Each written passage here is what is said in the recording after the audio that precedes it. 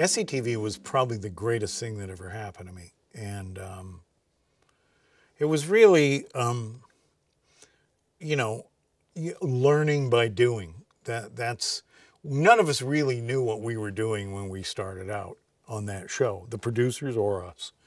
And everybody kind of learned as they went along. And that's what made it really exciting. And we had Harold Ramis as our head writer in the first year. And Harold was, I watched him because the writing part was the more interesting to me of, you know, more than the performing. Unlike the performing was fun, but the writing was the sort of intellectually stimulating thing. And Harold said at the very beginning, he said, we should all write one sketch a day and then at least one at night, and I'll write two. And he was basically just throwing a gauntlet down. Just anybody think that they can write two as well?